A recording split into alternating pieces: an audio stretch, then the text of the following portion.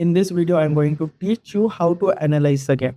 This is one of the things which is highly ignored across in a chess community. Everyone says you should analyze your games, try to focus on your weakness, try to focus on your strengths, but no one teaches you how exactly should one analyze his game. What are the points one should focus on? And because of this, a lot of chess players don't actually grow because they don't exactly know how one should analyze his games.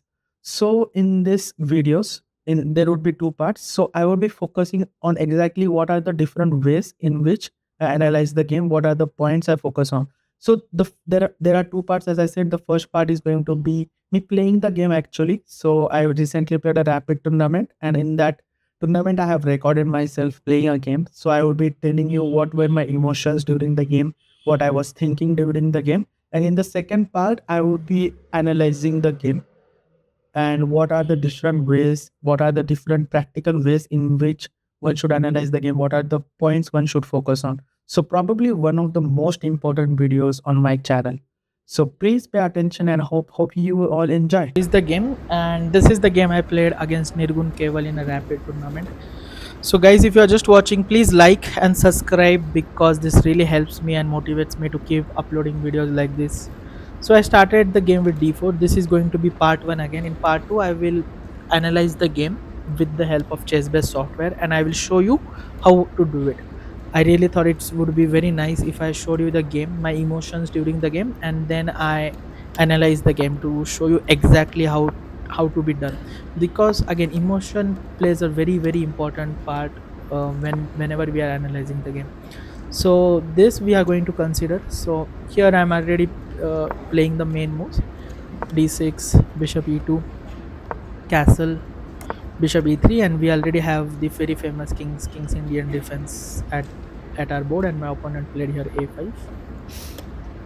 The move a5, which was very new move to me. So here I'm already thinking, should I go knight f3, which is the classical king's Indian defense, or should I go for h4 or g4 kind of ideas. In the end I played knight f3, and I transposed the game into the what we so called classical king's Indian, but with a5 move included. So this is a bit of a trick here, because now I'm getting a very classical setup, but with a5 move included it's very much advantageous for me. So here my opponent played the move e5, gaining space in the center. At this point I'm thinking of d5, queen d8, rook d8, knight e5, knight into e4, and this variation. But in the end I thought that would be way too complicated. In a sense, it's a rapid game and I want to maintain pressure. So I'm just calculating currently d5, this queen into d8, rook into d8, of course, what else, and then knight e5, knight e4, knight e4, bishop e5. But in the end what I chose to play the move d5, just gaining huge space in the center, which is one of the biggest drawback of king's Indian defense one can have. Yeah, so that's the idea. My next move is going to be knight d2, and my opponent did allow that. After knight d2, white is having a huge advantage. This is supposed to be the dream position with white against KID players, because now I can very free flow attack on king side with g4, h4, h5. Whereas for black the plans are not so clear. He ended up playing knight c5, putting pressure on e4, and here I very quickly went for g4.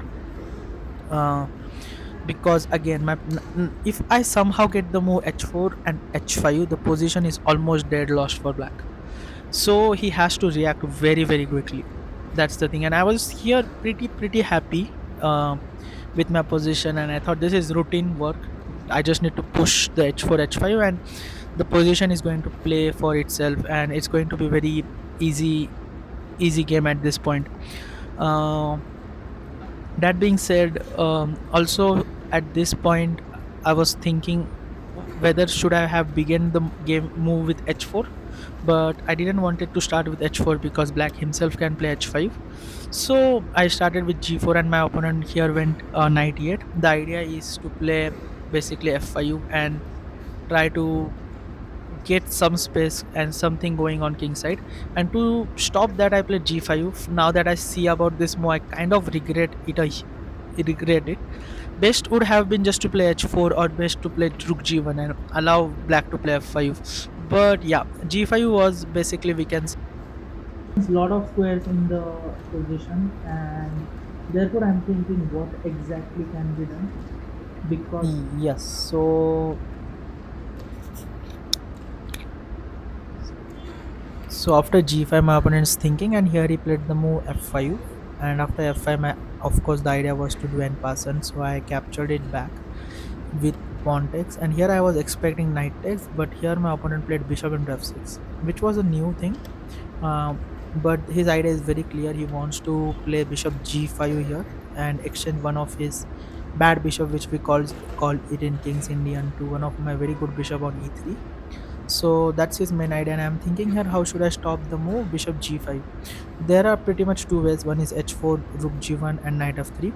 In the end, I what I did was I played knight f3. But now on a hindsight, I remember as soon as I played the move knight f3, that why didn't I play rook g1? Because my knight on d2 was very nicely placed compared to the rook. The rook on h1 was not really doing anything. But yes, so I kind of regretted at this point a bit why there was no need to play knight f3. I should have played rook g1, and that's one another very important thing as a chess player, that often it happens is you play a move and you regret it, and it's very hard at that point, uh, to take that thought away. Oh, I just had rook g1, why would I go knight f3? So if you see, I'm looking here and there at this point. um, you can still say I'm happy about the position, but after his next move I was not so happy, because the plan becomes very clear as soon as he plays the next move. But I should have definitely gone rook g1 here, just stopping the bishop g5 ideas. Also my knight on d2 is good placed, and then in future I'm just going to play queen c2 and long castle.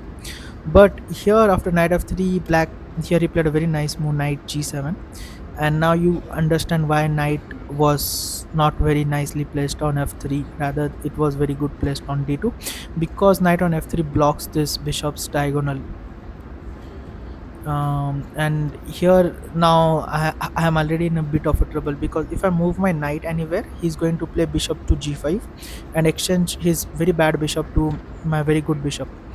And if I don't move my knight, he's just going to go knight h5 and knight f4, which is going to be even stronger. Because if knight goes to f4, it controls half of the board. And one of the thing is, knight on f4 or knight on f5 is equivalent to a pawn. That's what Gary Kasparov has said. So I ended up playing bishop h6 here after long thought, because I have to stop this knight from coming into h5 and f4. So after bishop h6, my opponent played the move bishop g4. I didn't really understood his plan at this point. I'm still thinking what is he trying to do. And just now, if you see, like in just two next two moves, my game is almost lost.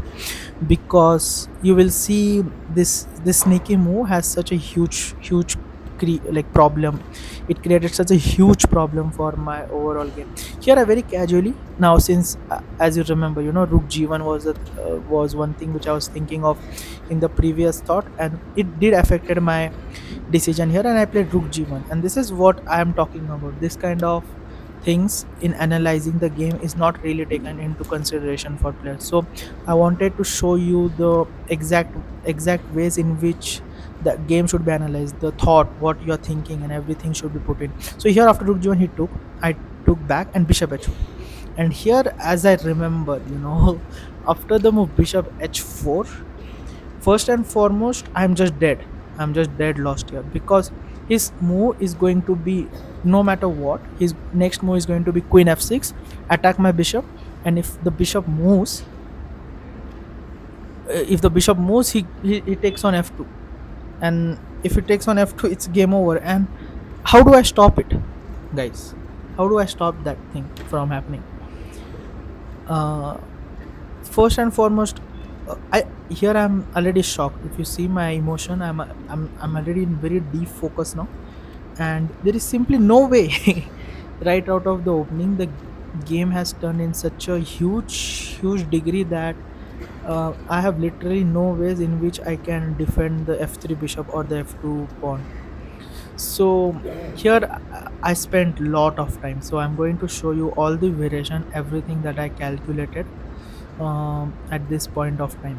So first and foremost, I have to defend the bishop. In a sense, his next move is going to be queen f6, and if the bishop doesn't move, he's going to attack the f2 pawn. So the first thing I calculated was queen e2 at this point, but queen e2 is not really working because of queen f6.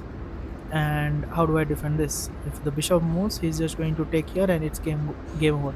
Also, not only that, after the move queen e2 queen f6, if the bishop moves, he also has this annoying move g5 as well. In a sense, the bishop is kind of trapped. I have to give away bishop for knight. I mean, that's also some kind of a threat that's hanging in, not only this. Then I calculated you at this point king e2. The idea is simple. I want to go, like, if he goes queen f6, I want to defend his bishop somehow, and I'm not really able to play queen h1, or I'm not really able to defend the bishop anyway. So king e2 was also not working. Then I am thought about the move knight b1. So that's possibly the only way, and this is one of the reason why I was spending so much of my time on, because the idea behind knight b1 is after queen f6 I can go knight d2, defend the bishop. But here he has knight d3 check. I have to play king e2, what else at this point? And then he can, there are a lot of moves which he can do, but one of the easiest is, I guess, knight f2, and he is just winning a pawn. And I have to play, I guess, queen f1, and then he can go g5, let's say, attacking my bishop. That's what I'm talking about. The g5 is is one of the threats as well. So during the game, I was calculating all of these things, and after queen g7, I was not really happy with my position, because in future g4 might come, knight can go to h3 f4 someday with g4 coming in. So that's the another thing which I was calculating. And then I started calculating the move. As far as I remember, bishop e3, the idea is queen f6 and just move the bishop into f2 check. And here I was calculating king d2. So you see how desperate my position is at this point, because I have to play something like this. And if he ever takes my rook, I can just capture it back, and I can claim I have some compensation. It's almost always, this is never going to work. It's going to be lost anyways, but at least here I can fight on, or pretend to fight on. But also that's not working, because of the fact that he will not take the rook, but instead he will take the bishop, and I have to capture it back, and then he will go queen f2, and that's a checkmate. So that's another sad thing in this position, that even this is not working. So bishop e3 is not working. Bishop, we saw king e2 not working, knight b1, knight e2. Then I started thinking of a4 at this point, but after a4 he can still play queen f6, and I still don't have rook a3 because my knight is blocking. So I was so sad in this position. Just one careless move like rook g1. And do you remember why this happened? Is because at this point of time I thought, oh, rook g1 I can play here, but I didn't play rook g1 here, because I played knight f3 very fast. And then here at this point I started regretting not playing rook g1. In the end, yes, so I made a move finally, and in the end what I did was I played the move bishop e3, defending this pawn. And the concept is very simple. After queen f6, my idea is rook g4. So basically counter attack. In a sense, if he takes queen f3 here, I can just capture it back with my queen. And if he goes rook f3 here, I can play rook into h4, and the position is at least equal. I'm somehow surviving the position, but still I think he can still play h5 here, and after king e2, go rook f8, and somehow my rook is kind of trapped. The position still seems like a dead lost position, to be honest, but somehow I'm still surviving at least. But the thing what happened here was, after rook g4, he is not really forced to, in a sense, capture my bishop. He can defend his bishop as well, and that's what he did. Because, so in the end what he did was he ended up playing the move h5, attacking my rook. Simply a better version of the move g5, you can say. uh, so now I am forced to capture his bishop. I saw the move and I understood the idea. He's going to play h5, and that's the whole plan. Rook into h4, queen into h4, and now my h2 pawn is also hanging. At this point I'm thinking what would be the best way to defend my h2 pawn, and there isn't any. So I have to play the move queen e2 here, because if I don't play the move queen e2, he's simply going to anyways take the h2 pawn. Here I was, as far as I know, I was thinking of queen h3 first and then take the pawn, or just rook f7 was even stronger, because rook f7, if I go long side castle, he can go bring his rook and again, and if my bishop moves, and then he can take on f2, and that's just dead lost positionally. That's like the dream for KID player. So yes, as far as I remember, I was thinking about this thing during the game, that what will I do if he goes the move, if he plays the move rook f, and over here my opponent played the move queen h3, a very strong move attacking my bishop and the pawn. And now after playing bishop h1, here finally he took my pawn and I went long castle here, defending the h1 bishop at this point. So here already almost black is winning the game. You just have to be little bit careful. Here at this point I was even thinking of moves like bishop f3. So after bishop f3 I could play, let's say, moves like rook h1, and the queen is getting trapped. And here at this point what my opponent did was, here he played the move b6, and after b6 I played the move knight to b1 after long thing. The idea is simple. I want to regroup my knight to d2 so I can go knight to f3 and attack his queen. And at this point he's thinking, and here he played a very strong move, rook f4. The thing is, I cannot really capture his rook. If I ever capture his rook, he's just going to capture it back with his queen, and the resulting position is going to be just super bad for me. And here after rook f4 I played knight d2, defending my e4 pawn, and this was a huge blunder. Can you spot why this was a huge blunder?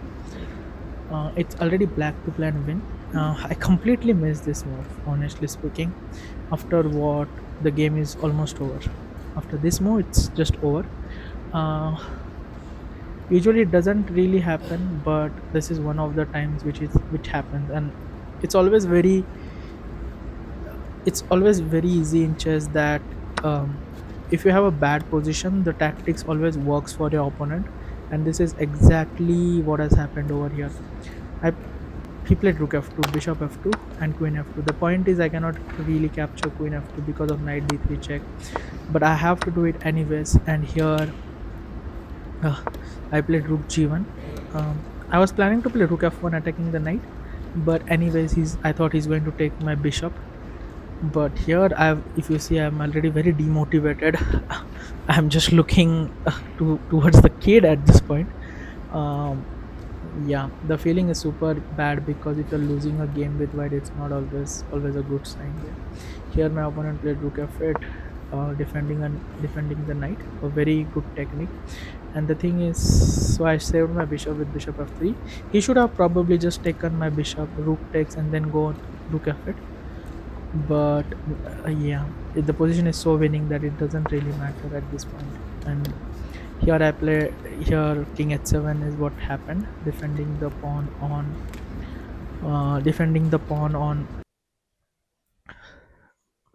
h7.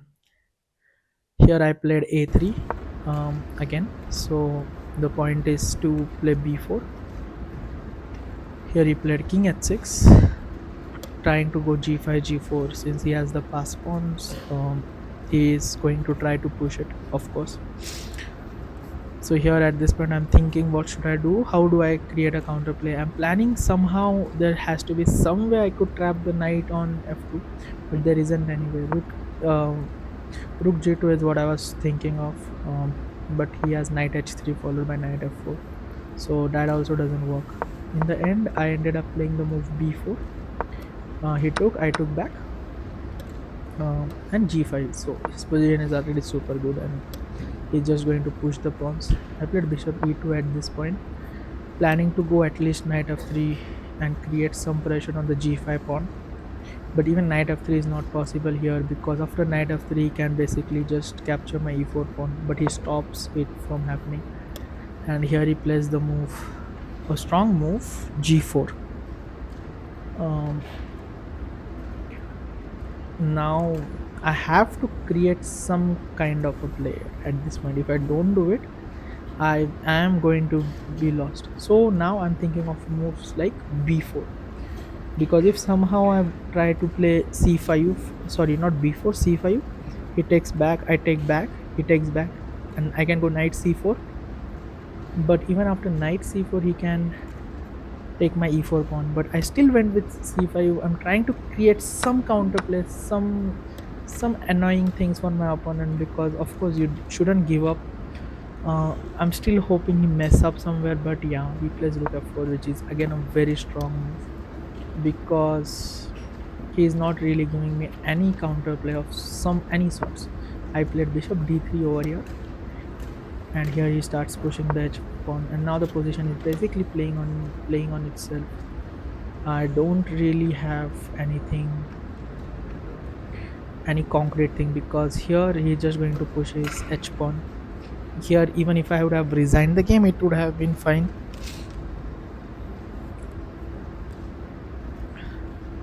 But still, I'm thinking, and the move I was thinking here at this point was c takes d6, c takes d6, knight c4, and that's what I did. He took back, and try to guess the black's moves, because the technique which he played was very nice. I played here knight f1. um the idea is, if he pushes here, I can go knight to g3, at least hope something will happen.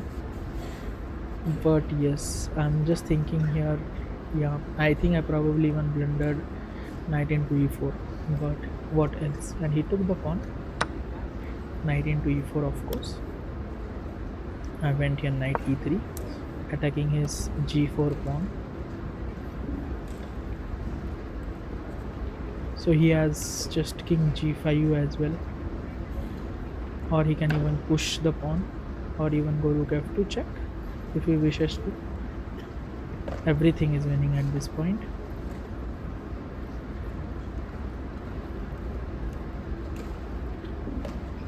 Okay, here he goes g3, a very strong move again, giving no chance for white to create any sorts of counterplay. If you look at the position, he has rook f2 now coming in, and if I go knight g2, that's what I think I did anyways. He has this very nice check on f2, after which my king has to go back, because I cannot really go king b3 because of the fact that he has knight c5 check, and I cannot even go king d1 because of rook d2 check, and he will just capture the bishop. So rook f2 check is, I think during the game I missed this check as well, which is again pretty sad, because uh, because everything is missing on my end. So what I did was king c1 and then knight c5, attacking my bishop again.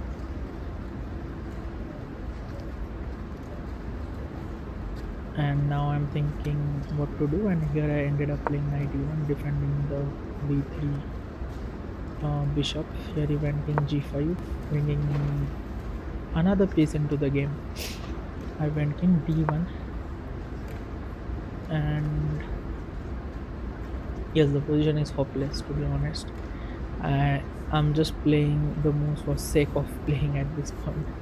uh, Here he plays e4 again, a very strong move, and bishop e2, and again he plays a very strong move, after which the position is just hopeless. Here, after this move, I think I resigned the game.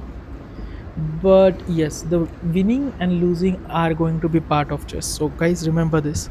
But it's very important that you learn from your losses, and to learn from your losses, it's very important to know how to analyze the game. And that's the whole reason I'm creating this video. is for you guys to analyze the game, and here I resigned already. So whenever you resign the game, here is the first thing you should do.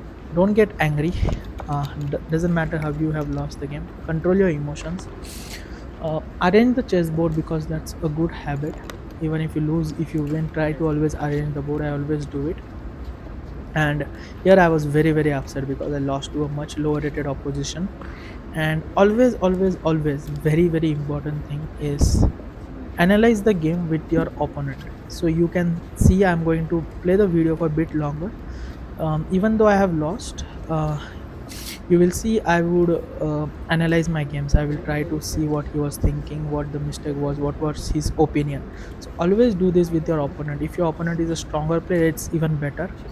But you see I'm doing it even with a lower rated opposition, that I'm discussing the game with him. I'm trying to think, see what he is thinking, what he thought about the game, what was his what was the opening idea, the a5 move, everything I asked during the game. And I'll highly recommend you to do that as well. So we are basically discussing the middle game, what could have been improved, because just one moment and the game was just lost, right? The move knight f3 came and the game was basically just lost. uh, so always discuss the game with your opponent, and that's it.